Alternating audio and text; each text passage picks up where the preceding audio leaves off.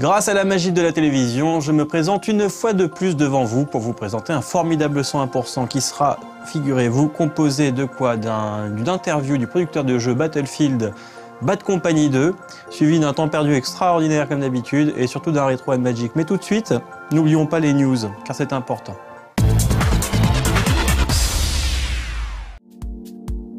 Ça bouge du côté de la vidéo en ligne. YouTube et Vimeo viennent de lancer des lecteurs utilisant la nouvelle balise vidéo du standard HTML5. Ce n'est qu'un premier pas, mais c'est prometteur. Tout n'est pas encore parfait. Aucune fonctionnalité avancée n'est encore disponible, et ces lecteurs ne fonctionnent qu'avec Chrome et Safari, car eux seuls supportent à la fois la balise vidéo et le format H264. Firefox et Opera restent quant à eux partisans des formats vidéo libres, avec notamment OGG Theora, que l'on peut retrouver en démonstration chez Dailymotion par exemple. Bref, on ne sait pas encore ce qui va se passer, mais 2010 promet d'être l'année du changement pour la vidéo sur le web.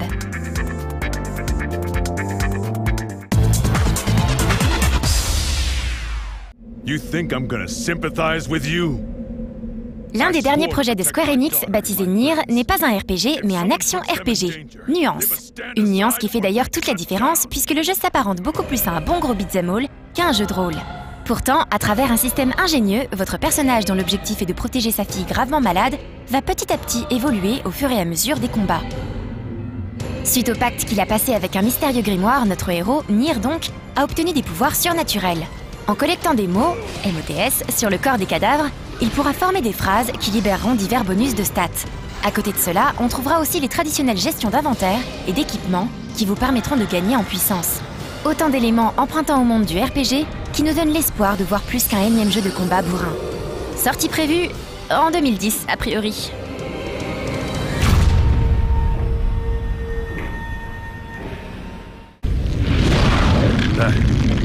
That ain't good.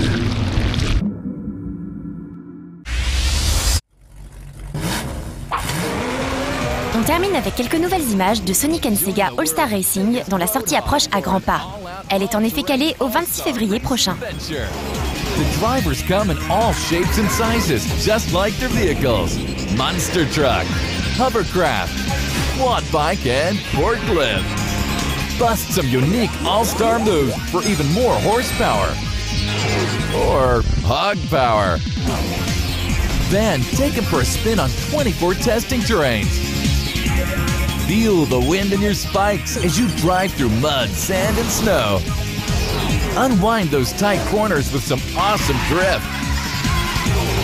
Then, while you're up there, try some tasty tricks for a speed boost back on the ground. But keep your eyes on the road. It's gonna be a bumpy ride.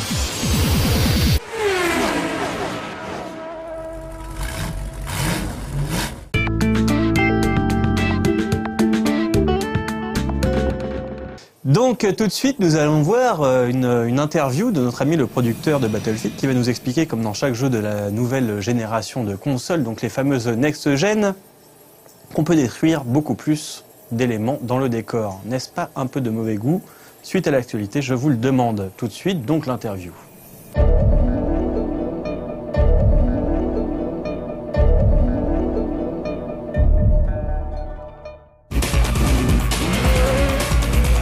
Digital Illusions est une société suédoise au parcours atypique. Fondée en 1992, elle s'est tout d'abord spécialisée dans le développement de jeux de flipper, puis de simulation automobile. C'est en 2002 seulement que DICE s'attaque au marché du FPS avec Battlefield 1942 sur PC. Un premier gros succès qui lui permet d'enchaîner sur plusieurs suites tout aussi réussies. À la fin du mois de juin 2008, un nouveau palier est franchi pour la série, qui s'installe cette fois sur console. Le spin-off Bad Company fait en effet son apparition sur 360 et PS3.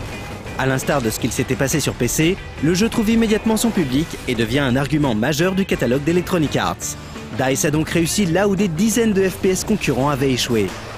En quelques mots, Gordon Van Dyke, producteur sur les Battlefield Bad Company, nous résume justement sur quel point sa série se différencie des autres. The biggest difference between our game Battlefield Bad Company 2 compared to maybe other first-person shooter games out there is the fact that we have really huge open environments. We give you a sandbox to play with and we have incredible view distances. So that's given us the ability to expand the environments around you. So you see gigantic mountains off in the background, or huge cities off in the distance, and really bringing the world to life more than other games do.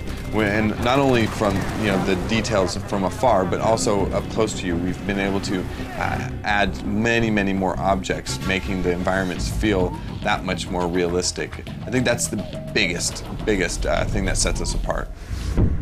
Battlefield Bad Company 2 est prévu pour sortir le 5 mars prochain. DICE aura donc bénéficié d'une grosse année et demie pour concevoir son nouvel épisode. Les développeurs suédois étant partis dans l'idée de ne pas bouleverser ce qui avait fait le succès du volet initial.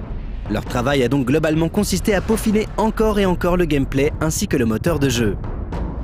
The biggest differences between Bad Company 2 and Bad Company 1 is we've also upped the level of destruction.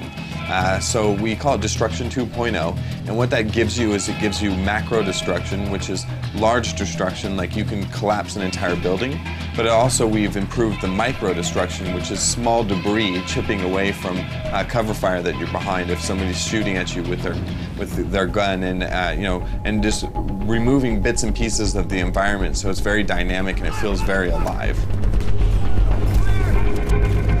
Our first game was released on our engine, which was being developed at the same time.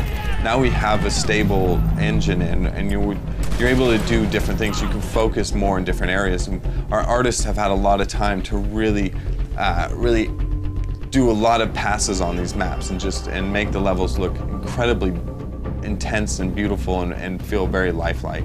And also the sound guys have done a lot more work. I mean, the sound was amazing in Bad Company 1. It's even better in this one, and I know it's hard to believe, but you'll be able to eventually recognize different weapons that are firing at you by the sound that it makes when it zooms past your ear if the person misses.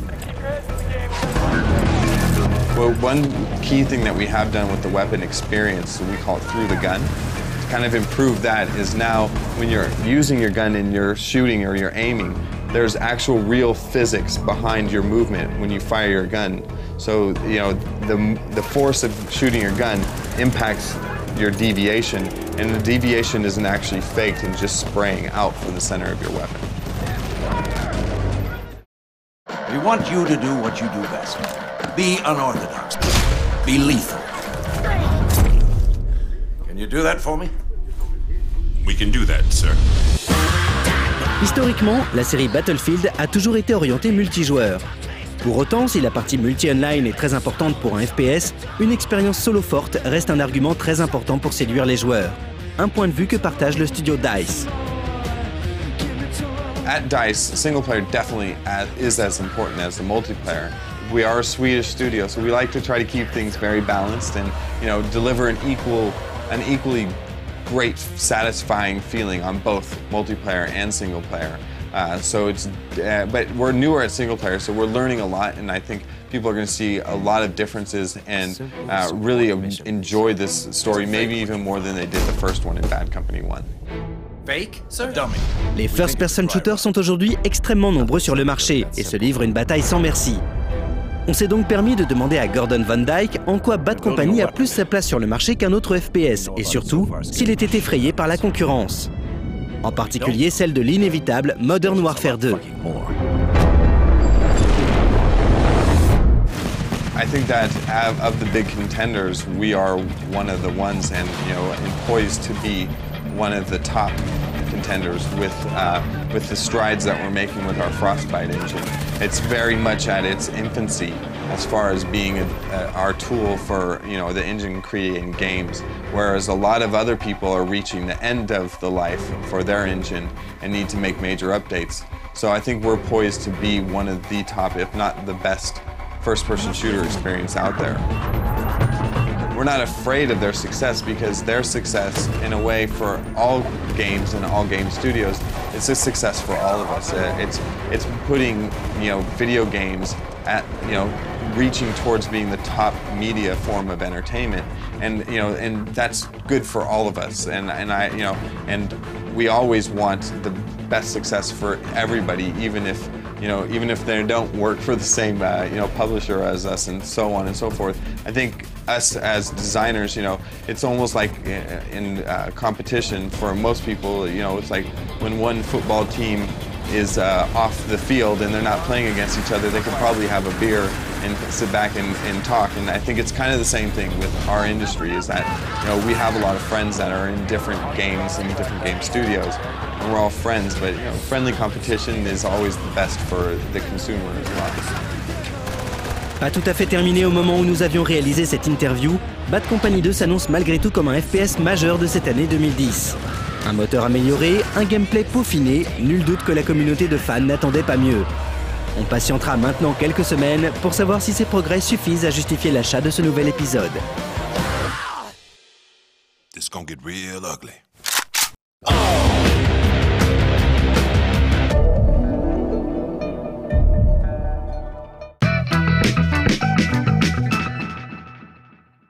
Alors c'est un moment important qui va suivre. C'est un moment important qui va suivre. Et là, je ne cautionne pas du tout. Je ne sais pas qui va le faire à ma place, mais moi, je ne le cautionne pas parce que nous allons faire donc un temps perdu spécial Hello Kitty Online. C'est Laurence qui fait ça. Moi, je la connais vraiment personnellement. Et je m'attends un peu au pire parce que c'est une sacrée geek. Et bon, les geeks de Hello Kitty commencent à suffire. Personnellement, moi, j'en ai un peu assez. Et là, je pense qu'on va atteindre des sommets de rollers et de petits cadeaux à la mort moelle-neu dans Kittyland, je suppose. Donc je vous laisse à ce merveilleux chef-d'œuvre que va être ce temps perdu. Bonjour, vous aimez les crêpes et ça tombe bien, c'est bientôt la Chandeleur. Sauf au cadre diff, bien sûr. Vite, il est temps d'aller acheter du lait et de la farine. Mais alors que faire durant vos heures supplémentaires? Bienvenue au temps perdu. Ok, je l'avoue, je ne suis pas vraiment un fan de la kawaii attitude. Non, ces trucs de meuf, genre ouais, il est trop kikinou le chatounet. Non, c'est pas pour moi. Sauf si les nounours, ils explosent à la grenade des lapinous en pâté pour chat. Et donc, quoi de mieux pour parler de jeux kawaii que de laisser... parler justement de quelqu'un qui s'y connaît mieux que moi. Et hop, une super intro pour vous annoncer une petite nouveauté de cette émission. La carte blanche. Un moyen agréable pour bosser moins et pour exploiter aujourd'hui les talents de gonzesse de Laurence. À vous, mademoiselle. Eh bien, merci Nouzo, et ça tombe bien, parce que j'ai des choses à dire aux filles. Ou aux pas filles, hein, d'ailleurs, l'important c'est que tu aimes Hello Kitty. T'es intrigué, hein? Tu es non-violent? La vue d'un orque te fait faire des cauchemars pendant des mois? Et pourtant, toi aussi, tu voudrais passer tes nuits sur un MMORPG. Bienvenue sur Hello Kitty Online. Et oui, tu en rêvais, Sanrio l'a fait. Tu incarnes ici une jeune aventurière, ou aventurier, fraîchement débarquée en rade du port de Sanrio. Et heureusement que tu es là, car tous les personnages que tu vas croiser n'attendaient que toi pour se sortir d'un mauvais pas. Et en effet, comment pourrais-tu dormir en paix, en sachant que Kitty-chan et ses amis ont tous été plongés dans un mystérieux sommeil? Ou sans apporter à la maman de Mélodie l'ingrédient qui lui manquait pour sa spécialité culinaire? Pour ce faire, à toi les grands espaces roses et boisés. Selon tes besoins, tu peux cueillir toutes sortes de végétaux, couper du bois, gratter la terre à la recherche de minéraux, mais aussi assommer des bêtes plus ou moins féroces à coups de sac à main. Ou de peluche Hello Kitty, mais il est collector, alors faut voir. Tu traverseras divers mondes aux ambiances variées, mais tous fortement marqués du sceau du kawaii. Sans bouger de ton confortable Home Sweet Home, tu pourras visiter les villes de Beijing, Florapolis ou Paris. Wow! J'avais jamais vu Paris comme ça, hein! Dans lesquels tu trouveras des marchands et un portail qui te conduira à ta ferme et à ta maison. Kawaii, bien sûr!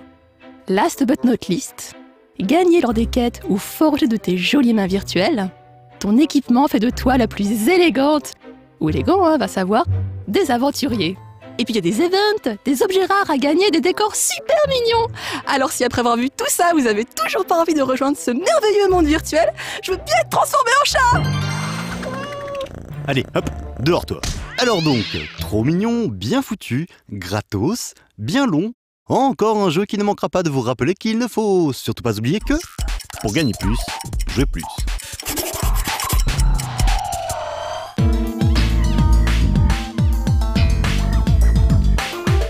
Ce qu'on est mou en 2010, ce qu'on est mou. J'espère que Laurence vous a fait rêver avec tous ces petits chatons. Car moi, ce sont plutôt les ch'ts qui m'intéressent. Mais tout de suite, on va voir Retro & Magic.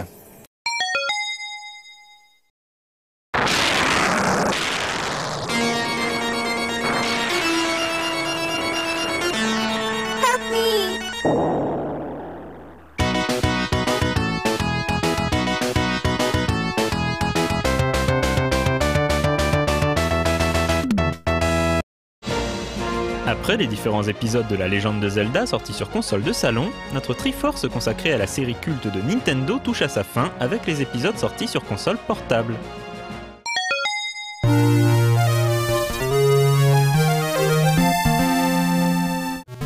Après le retour triomphal de Link et Zelda avec Link to the Past, les joueurs Game Boy se mirent à rêver d'un épisode de Zelda pour la portable à l'écran monochrome.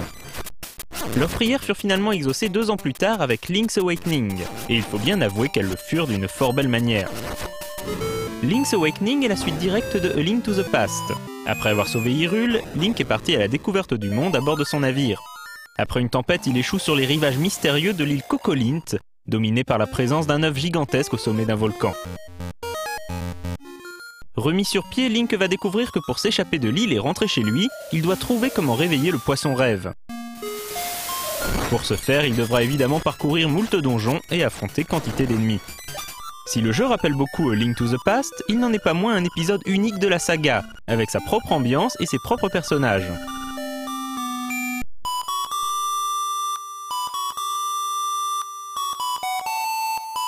Le jeu brille également par ses musiques, assez démentes vu les capacités limitées de la console dans le domaine.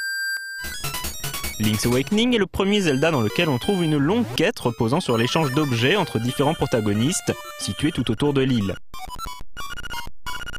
Dans cet épisode, Link acquiert également la capacité de sauter. C'est aussi le seul épisode de la série dans lequel Link peut voler dans les magasins, au risque de se faire traiter de voleur par le reste des personnages jusqu'à la fin du jeu. Si le jeu est rempli d'humour et d'autodérision, l'histoire de Link's Awakening se révèle assez mélancolique, avec une fin poignante qui reste gravée dans la mémoire. Cet épisode de Zelda se hisse sans difficulté parmi les meilleurs de la série, aux côtés de Link to the Past et Ocarina of Time. Pas mal pour un simple jeu Game Boy.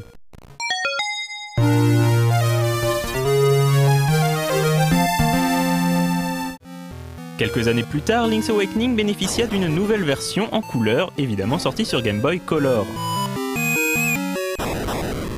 Le jeu fut agrémenté d'un donjon supplémentaire pour l'occasion.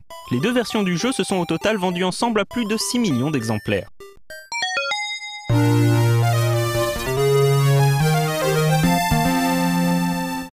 Link's Awakening sera à nouveau recyclé en 2001 pour créer 2 épisodes inédits, Oracle of Ages et Oracle of Seasons. Développés par Capcom, ces 2 jeux proposaient des aventures parallèles, chacune ayant son propre twist de gameplay. Dans Oracle of Ages, il s'agissait du voyage dans le temps, et dans Oracle of Seasons, le contrôle du climat. Les jeux se déroulent également en dehors d'Hyrule, dans les contrées d'Holodron et Labrina. Mais la plus grande originalité de ce double jeu, c'est que le joueur qui terminait les 2 titres obtenait un mot de passe lui permettant de débloquer une ultime quête. Le principe n'est pas nouveau, il avait déjà été utilisé dans la série de RPG Might and Magic avec Clouds of Xin et Dark Side of Xin, mais c'est son utilisation sur Game Boy qui représente une nouveauté intéressante. Ces 2 épisodes de Zelda sur Game Boy Color ont quand même un petit air de déjà-vu, et se révèlent au final assez anecdotiques. Ils serviront surtout à Capcom pour se faire la main sur la série. A noter que les Oracles étaient au départ censés former un triptyque, chaque jeu représentant une partie de la Triforce. Mais comme l'équipe de développement avait du mal à gérer les 3 projets de front, c'est Miyamoto lui-même qui leur conseilla de revoir leurs ambitions à la baisse et de se contenter de 2 jeux.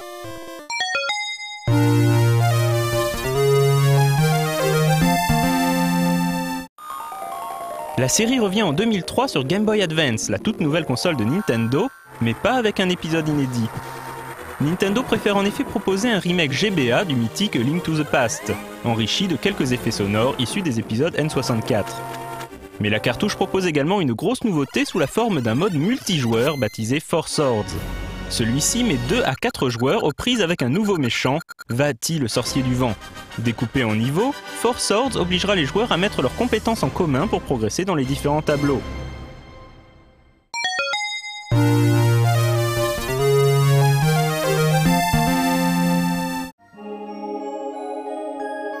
Le succès rencontré par Four Swords auprès des joueurs encourage Nintendo à sortir une version du jeu sur GameCube. Le jeu nécessite toutefois de posséder autant de Game Boy Advance qu'il y a de joueurs, puisque lorsque les joueurs sont séparés, l'aventure de chacun se poursuit sur sa console portable. Certains membres du marketing de Nintendo sont vraiment rusés comme des renards. Four Swords Adventure n'en reste pas moins une aventure très plaisante, qui reprend les graphismes de A Link to the Past en les agrémentant d'effets 3D. Une fois de plus, les joueurs devront défaire le maléfique Vaati, qui a bien évidemment enlevé la princesse Zelda.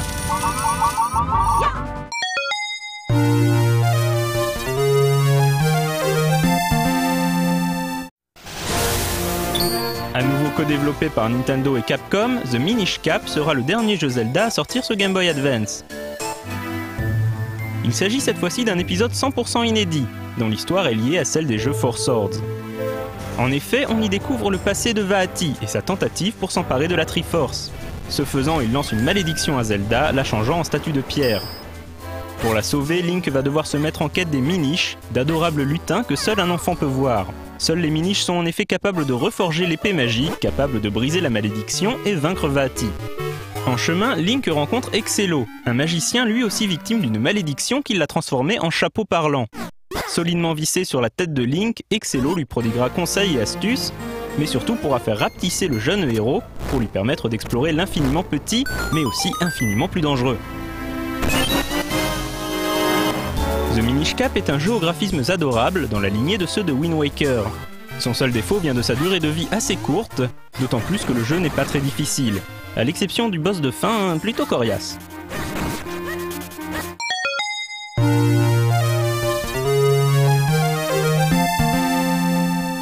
Et voilà, ainsi se termine cette Triforce de Retro & Magic. La saga Zelda reste l'une des plus emblématiques du jeu vidéo et de nouveaux épisodes sont sortis sur Wii et DS. Les aventures du garçon au bonnet vert ne sont donc pas prêtes d'être terminées, pour le plus grand bonheur des joueurs de 7 à 77 ans.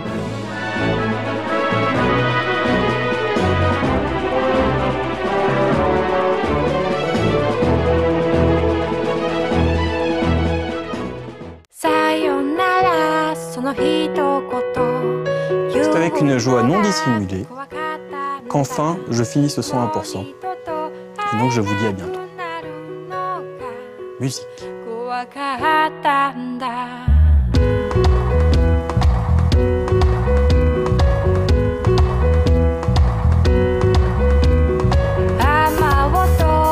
Oui, mais Hello Kitty d'abord, c'est une chatte ou un chaton ?